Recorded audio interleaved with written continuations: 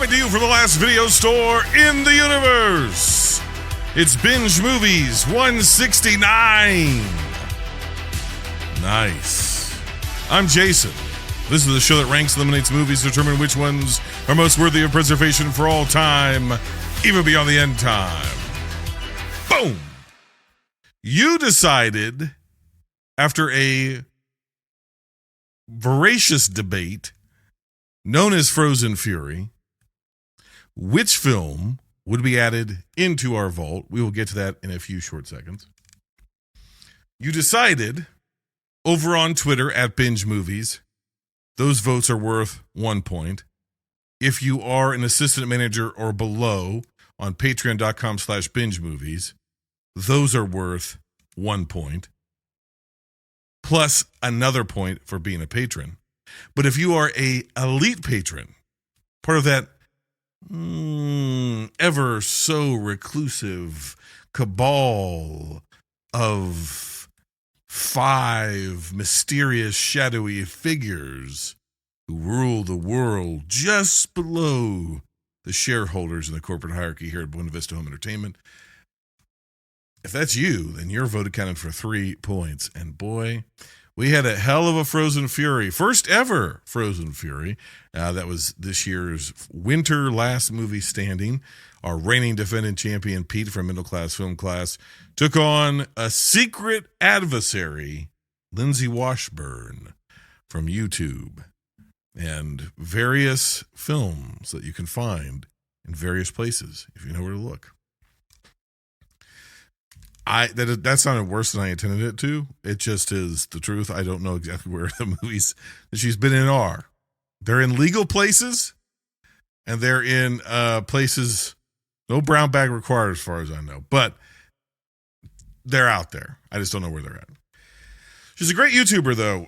She's a great, She's a collector and all this great stuff, as is Pete. They're both VHS collectors, VHS perverts, as we like to call them around here. VHS maniacs. Oh, yeah. And I have some thoughts before we get to the results and all that jazz. 8.1 is done, and their season is in the can. Their series is in the can. It's done. We march on to 8.2. We're going to have a live draft. If you're not a part of our Binge Movies draft, you can become a part of that. We'll get to those results as well after we make our announcement of what's going into the vault. If you want to join the Binge Movies Challenge, Jason, got all this stuff going on. All right, let me lay it out for you real quick. Binge Movies Challenge. You don't have to do anything but watch the movies that are on each season's list. At the end of the year, you get something. And or the beginning of the next year.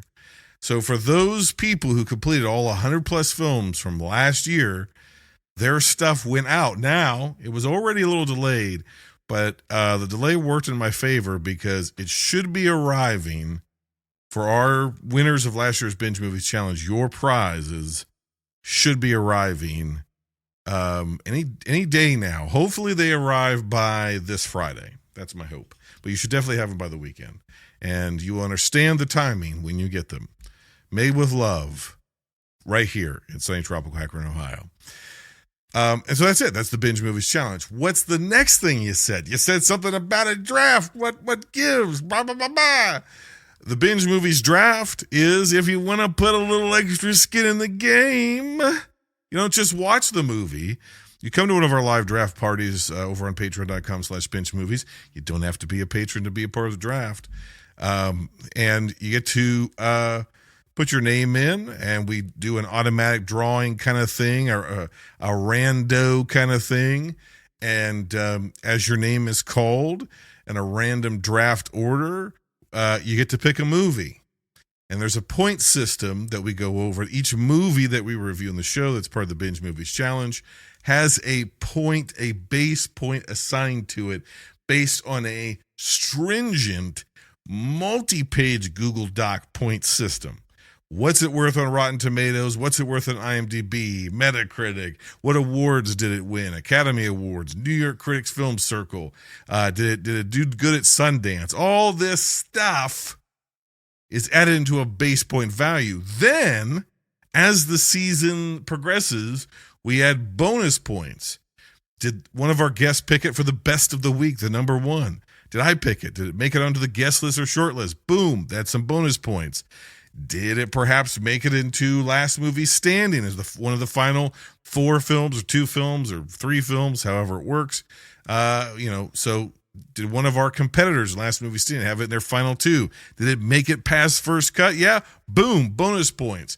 And did it happen to make its way into the ever prestigious, with 1 asterisk, maybe 1.5, no copyright infringement 10 and full? If so, bonus points. It's dynamic. We have one of the greatest all-time comebacks in the history of the draft, which just started because somebody, friend of the show, Claire, who was almost in dead last place, collected so much bonus points along the way. Even though she had a low base point film, she made it into the tippy top. And she overthrew a number of season-long champs who were too comfortable in their spot. I'm looking at you, Brian. You got a little too comfortable, and Claire came for your ass. Better watch out. Now, I say that, but Scuttle's a gamer. He's a gamer, so he might come back. All right. I think that covers everything, right? If you want to follow us on Letterboxd, you can, letterboxd.com/binge movies. If you want to buy merch, I'm working on a new t-shirt design now as we speak for spring-ish. If I get it right, it might be a perennial design. I haven't been able to crack it yet. It's sometimes the simple stuff is the hardest because it takes actual skill, or Adobe Illustrator, and which requires a different skill set. So, than I have. Skills are marginal at best. So bear with me, but I got it. I'm just working. I'm working. And if I get it to a place that is worthwhile, I'll post it over on Patreon for some of our top patrons over there to give it a vote, give their essence, what they think. I've been doing some thinking. Speaking of patreon.com/binge movies, and my thinking is I think you're going to see some changes over there just of what is offered. There's some benefits that nobody gives a shit about, so I'm going to do away with them. I'm going to simplify stuff down there, maybe just combine some tiers. I don't know. I'm thinking about it. So once I get past analysis paralysis, I'll make some notifications over on patreon.com/binge movies and just see how everybody feels about it and go from there. Just to make it more streamlined and more advantageous for both myself and for the supporters of the show. We've got some new supporters I'm really thankful for. Thank you so much from around the world. We've sold some merch too to some folks around the world, and people have hit me up. Some of the old familiar faces and some new faces. Or at least new handles on the internet. And that's always great. Thank you so much. It's always an interesting thing, when the non-usual suspects just pop up and go, hey, I've been listening to you for 5 years. Finally bought a shirt. I'm like, whoa, it's cool. Thank you. So if you're one of those people that's listened to us for a very long time but has yet to engage because you think I might be crazy, you might be right, but you can engage from a distance over on Apple Podcast or Spotify. Leave us a 5-star review. Write something. Tell us what you like, what you don't like about the show. Leave us a 5-star. I need like 60 more. I need like 60 more. And then after that, I'm going to need about 100 more. But let's just get 60 more. Let's break it up into bite-sized pieces. Are there 5 people right now who feel moved in their spirit to leave a review, 5 stars, over on Apple Podcasts? I see that hand. Go ahead and do that. Did you know over on Spotify, sometimes I put little questions on the episodes, or you can ask questions, and I very well may respond to them. I have little polls over there, too. I'm going to incorporate more polls over in Spotify. In fact, I'm thinking about expanding some very important polls over to Spotify as well. So a lot of stuff's up in the air. I'm talking out loud. I want to get to the results. But before I do that, based on the analytics and numbers for these result shows. It's mostly just the hardcores. So I'm speaking from my heart to yours. If you're a guest here, a visitor here, and you're like, what the fuck is this guy rambling on about? Go back and listen to the previous season, series 8.1, and you'll be able to fill in the blanks a little bit better.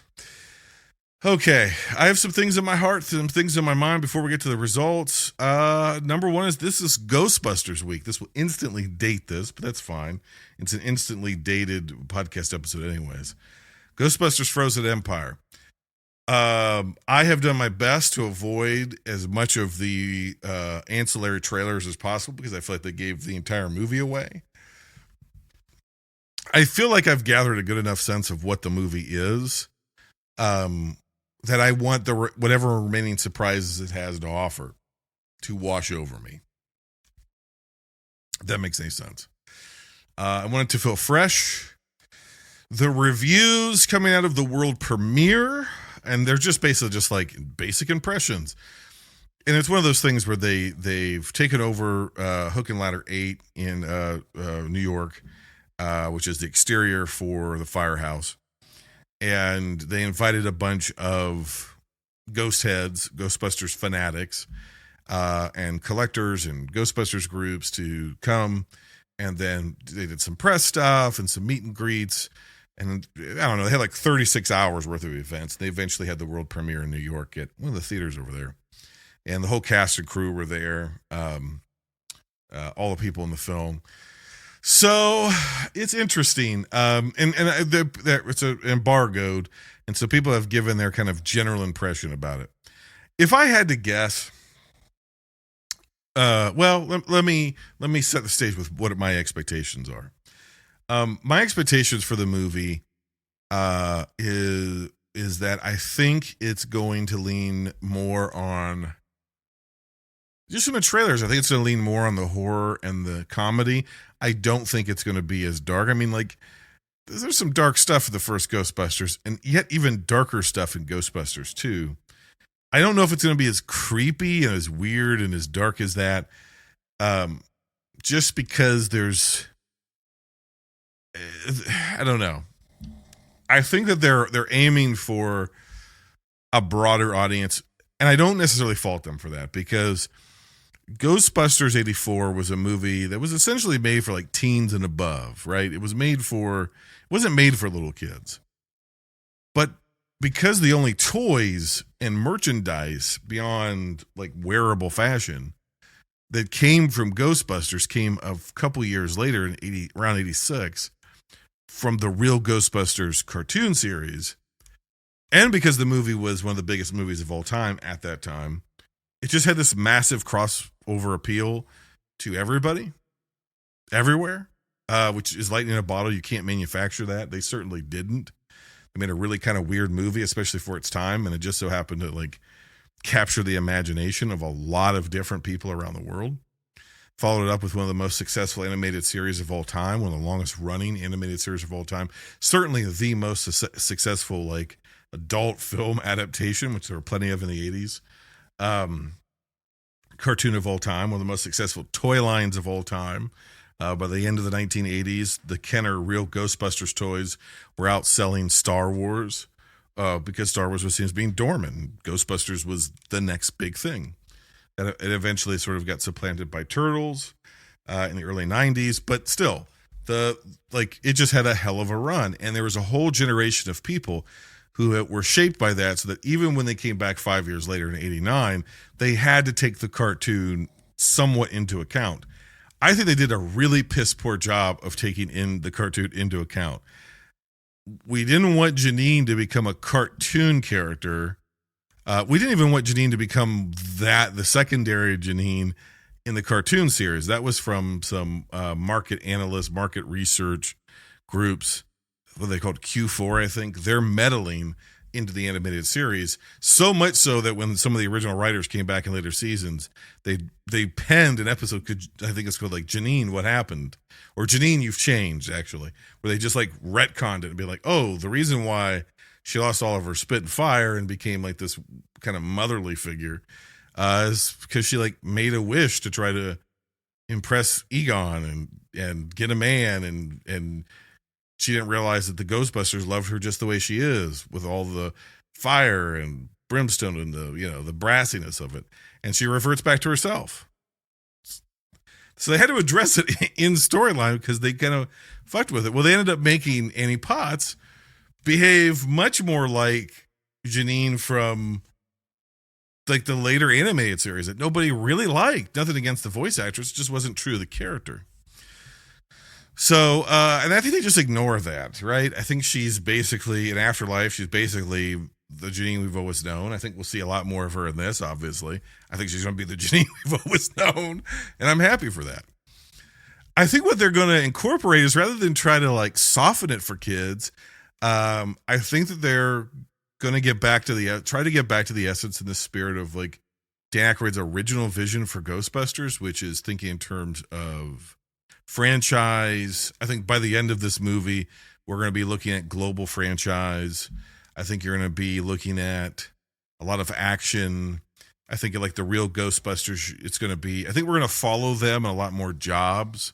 And if they're not actually like the real Ghostbusters were like, we'd see them literally like go on 2 or 3 like Hotel Sedgwicks, or at least one Hotel Sedgwick. And then you'd get kind of into the main story. That was kind of the flow in the 22-minute episodes, or the job would end up being bigger than it was supposed to. And so I don't think we're going to montage over all of that like we did in Ghostbusters 1 and 2. I think we're actually going to get to see them do what they're doing. I think most of that action is going to be with the Spengler family, who are going to be doing the day-to-day ghost busting. And I think they're going to incorporate the old guys in as like the auxiliary crew, the overseers, the elders, so to speak. And I think that's fine. I think that's fine. There's been always like, well, are they going to kill any more people? I don't think so. I don't think they're going to kill Bill Murray. I think that ship has sailed with the real life and death of Harold Ramis. You can't go that well twice. And that was so real. It was a genuine goodbye to Harold as much as it was Egon. You just can't like cheapen that with like a fake Bill Murray death just because he doesn't want to wear a proton pack anymore, So I don't think so. I don't think any of the OGs will die. Do I think we'll get, some setups? Do I think by the end of it, Kumail Nanjiani will be into Ghostbuster for sure? But Patton Oswalt will be a Ghostbuster. Maybe, he might be. I think that they're just going to broaden that whole world. And my only trepidation with that is, are we doing that because there's story to tell, which I think there can be, or are we doing that because we want the Ghostbusters, the real world Ghostbusters franchise? Sony wants to be able to. They need a franchise, right? Other than Spider-Man. So I don't know. I am very grateful that in the sea change after Amy Pascal and the series of debacle she was involved in, that there's new administration at Sony and new people who I don't trust them with superheroes. Certainly don't trust them with Spider-Man. But I think that there are people at the helm of Ghost Corp and Sony's division that works directly with the Reitman estate and Aykroyd and these folks. I think they get it now, finally. I think the fans have kept mostly Ghostbusters alive based on our passion for Ghostbusters. It was not something that they were like willingly cranking out a bunch of different stuff. And there was long stretches, decades, which it was just completely dormant. And I don't just mean movies. I mean, you could kind of always find t-shirts and the no ghost symbol because that was like easy. But the amount of action figures and collectibles and, the consistency of that, I think they've seen that there's an audience. I think they've seen, if we make a real proton pack, would anybody buy it? And it's like, well, tens of thousands of people would buy it, even though it was very expensive. If we made a real PKE meter, that one sold even faster. What about a real ghost trap? HasLab sold that even faster. I should be getting that hopefully this fall. And my equipment will be complete, basically, other than ecto goggles. So I feel good about where the franchise is going into the movie, I guess is my point. I think they're taking it in the right direction. You cannot do another going into business, going back into business. movie. I mean, I think there'll be elements of that in here, but I think you have to do something different. I think the one thing we haven't really seen is what is life as a Ghostbuster, right? Like, what's life in the firehouse like? What's life in, like, we've seen it in like the montage, like, you don't look good. I don't know. You look better. You know what I mean? You never used to look like this. This is Winston Zedmore. He's here for the job. Beautiful. You're hired. Pete Venkman, Ray Stantz, Pete Venkman. Welcome aboard. Like, other than the fact that it's like kind of a shitty job, we don't have a sense of what it really means to be a Ghostbuster. So if this movie can deliver on that and give us some family moments, I will say this, I have an inkling that the movie is going to end with them crossing the streams again, and I fucking hate that. That's one of my great nitpicks of Afterlife. And after this, I will move on to the results and wrap up this episode. The crossing the streams creates a protonic reversal. It reverses the proton flow, which would essentially, what does that mean? It essentially means that proton stream that comes out of the muzzle of the neutrino wand would actually kind of invert the flow back into the reactor and blow it up. So if you have 4 particle accelerators exploding at the speed of light, it would probably, at the very least, disintegrate them, beyond an atomic level, if not the universe. The idea, of course, though, was that protons that psychokinetic energy still involves the energy of the universe that we live on, neutrons and protons and so forth and so on. So that the spiritual world, so to speak, does not actually completely defy the laws of physics. It's just a different plane of physics. But the basic things still apply to it. So if you have a dimensional portal, this is really nerdy stuff, but if you have a dimensional portal to this hell territory, this pocket dimension where Gozer dwells, and it has to collect psychokinetic energy to open a gateway to be able to come through, there's a certain particle flow of that gateway. And if it took a certain particle flow to open it, there's theoretically a certain particle flow that would close it. So if you cross the streams, it would essentially obliterate the protonic essence, for lack of a better term, of that gate. So Gozer wasn't destroyed. Gozer's destructor form of Stay Puft was destroyed, but Gozer wasn't destroyed. Gozer was sucked back to its dimension. Gozer's ability to be manifested in our world ceased to exist because the Stargate, for lack of a better term, the portal was destroyed. Okay? So the door swings both ways. There's definitely a very slim chance it will survive. We crossed the streams. I thought you said that, cross the streams was bad. So I got those lines a little bit mixed up, but that's the essence of it. So crossing the streams while facing Gozer, like they do in Afterlife, isn't really going to do anything to her because it's the gate that has to be closed. And the other thing is they kind of find their way around it. They find their way around it with, if we could trap part of her essence, they add lore to the terror dogs. So the terror dogs have to possess people and be in human bodies, but revert to their forms. But if you separate the human from the terror dog form, it somehow separates Gozer, right? Like that is somehow the gatekeeper and the keymaster are like the thing that keeps the gate unlocked, which makes sense. And they kind of expanded on that. I'm fine with that. So you didn't need to cross the streams, but it created a dramatic moment and a callback and da-da-da-da. That being said, I think it's the weakest part. I love that the Ghostbusters show up. I love that they kick her ass. I love that Bill Murray is actually Venkman. I love what they did with Harold Ramis. It moves me to no end. I mean, the whole sequence I think is actually beautiful. It fucking looks like him. Like there's no uncanny valley. It helps that he's a ghost, but it just even the facial expression, I just, can't talk about it without getting choked up. But they didn't need to cross the streams. It is my prayer that they do not cross the streams in Frozen Empire. I think they're going to. If I had to guess at the ending, I think all the OGs are taken out of action and the Spengler family has to step in and save the day on their own this time. And that's their baptism of fire of like, okay, you have finally come together as a family unit and you're truly ready to take up this mantle. But you're not going to do it alone because we're going to go with you every step of the way. And I think you're going to see I think they'll semi-retire, but not really. And they were already semi-retired.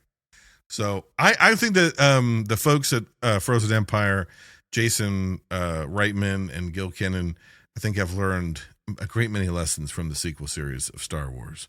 I will leave it at that. Okay, why don't we go to the vault? With 83% of the vote, the next entry into the vault is 1954's Seven Samurai by Akira Kurosawa. It's hard to call that an upset, right? Was Seven Samurai in any world going to lose to The Dark Backward? I don't think so. Especially with, I mean, the argumentation, the facts just happened to fall in the favor of Lindsay Washburn. But I do want to commend Pete because Pete very easily could have said, okay, I picked Seven Samurai and just continued winning, but he did not want to do this anymore. So I'm not saying he threw in the towel.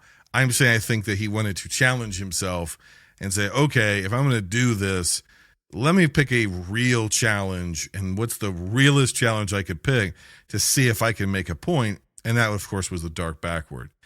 I don't think it's an entirely ridiculous premise to say, yeah, we need some oddball stuff in the vault. I'm always in favor of that. I don't think The Dark Backward is good enough. And I also think like going from Hellraiser 3 to The Dark Backward, like you get one of those, you're not getting both, especially when you're up against the most influential film of all time. So Pete has been defeated, and Lindsay Washburn, the VHS vixen with a VCR heart, the video huntress herself, is your new, reigning and defending, undisputed Last Movie Standing champion.